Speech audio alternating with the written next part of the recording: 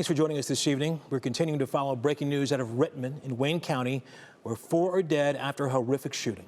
Tonight, the community's mourning a Rittman Police Sergeant, a mother, and her 13-year-old daughter killed by a man who is also dead. Authorities say he was an ex-partner of that woman. 4 other law enforcement officers and a canine were also injured. We are covering all angles this evening, from community support and neighborhood reaction. But we begin with what unfolded late last night. Natalie Clydesdale, on your right there, has details of that. Natalie, good evening. Good evening to you, Russ and Christy. Well, this tragedy has shaken this tight-knit community.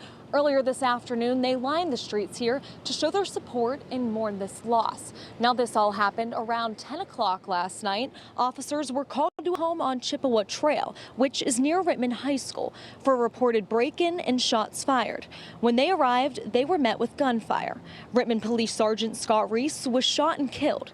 He was a 10-year department veteran and a former Wayne County Sheriff's deputy. I spoke with a longtime friend of his late this afternoon, and she tells me this loss is devastating.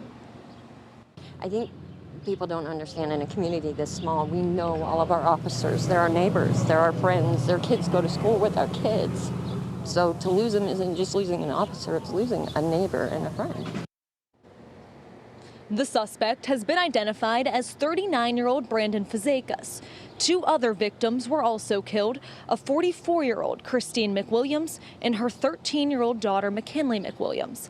Officials say Christine was Fazekas' former partner. 4 members of the Medina-Wayne County SWAT team were also shot while responding. 2 were taken to the hospital, treated and released, while 2 others were treated at the scene. A police canine was also shot and listed in serious condition. Now let's send it over to Lindsay Buckingham, who spent the day talking with the community about this tragedy. Lindsay.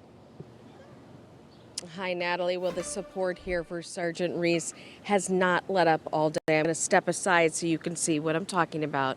The memorial here, with people showing up with flowers and flags and words of support, has been streaming in all day to show their respect for Officer Ries. Some knew him from a call for help. Others there because they know what it's like to make the ultimate sacrifice. And some just knew his name.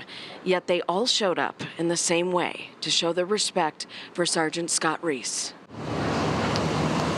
Ricky Favaza has lived in Rittman for 10 years. He came here today to show his gratitude. Just going to give him a handshake and say thank you for your service.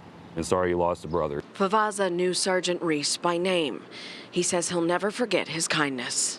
Yeah, he actually came over to the house a couple months ago because I had a bike stolen. Phenomenal. Very good professional. He was very, caring. Caring is how Chelsea Hendricks remembers Sergeant Ries, too. She says he helped her family through domestic violence calls in the past. He was just so kind-hearted. He was so open. Her family understands the grief this community is carrying. 2 years ago, they suffered their own tragedy. My little cousin was shot and killed because of domestic violence. So we get it, very much so. Chelsea's daughters know that kind of loss deeply. Knowing that another kid has to go through what I had to go through.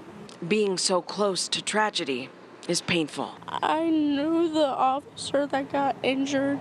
He was the school officer. He would come in, he would give me fist bumps once in a while. Shared grief brought this town together today, with flags half-staff, flowers, food, and neighbors who won't let Sergeant Ries be forgotten.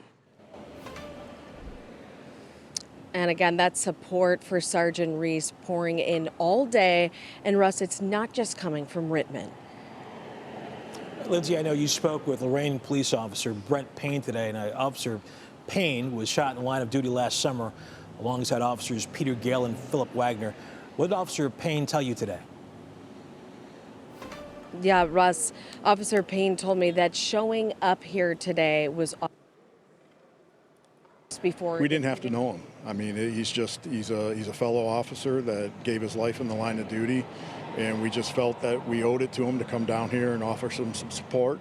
The next few days, the next few weeks, the next few months, the next year are going to be difficult. Don't be afraid to reach out. Don't be afraid to help each other. Just be there for one another. And again, the memorial here growing, people of all ages stopping by all day, dropping off flowers, balloons, cards, flags. In fact, support will continue in less than an hour at a vigil at 7 o'clock. Those attending are encouraged to wear blue in honor. Okay, we're obviously having some technical problems there. Lindsey Buckingham and Natalie Clydesdale before that. Thank you very much. Thank you so much. Let's go to Tyler Madden now. He is near the neighborhood where that shooting happened. So, Tyler, I know that you spoke with neighbors. They very graciously are speaking about their feelings and how this is going. What did they tell you? They are, Christy, many telling us that they're still in a state of shock and that they never imagined that anything like this would happen here. We're kind of in shock watching it happen. You don't see something like that happen in a small town. Nicholas Hamilton lives just seconds away from this home here on Chippewa Trail. He says his in-laws came over Sunday night to check in after hearing about a shooting nearby. It's scary. I mean, just to hear that that's happening right down the street from you. I mean, you see all the cops and everything, and you're like, oh, okay, you want to see what's going on, and then you hear somebody's shooting, there's cops getting shot. It just kind of puts you in a different mindset, more of a fight or flight stance. Hamilton went outside and took these videos showing the massive response. We saw the tactical unit come in, I think 2 different SWAT units. There were ambulance, at least one ambulance I saw on standby. We saw probably 10 or 15 more roll in. Now, Hamilton says his thoughts are with Sergeant Scott Ries's family. It's terrible. I mean, the family, you just can't even imagine to think what they're going through right now. As being a cop in a small town like this, you never think something like that's going to happen to them. As investigators continue searching for answers, Hamilton believes the community is going to have to lean on one another in the difficult days ahead. I feel like this is kind of something that'll bring everybody all together on something. You know, we'll have something to kind of all mourn. It's a sad day. The memorial here at the home continuing to grow, people dropping off candles, balloons, flowers. Hamilton really underscoring that to me today, just how this is impacting everybody because of how tight-knit the community is here. Russ, Christy. All right, Tyler, we appreciate it so much. Thank you.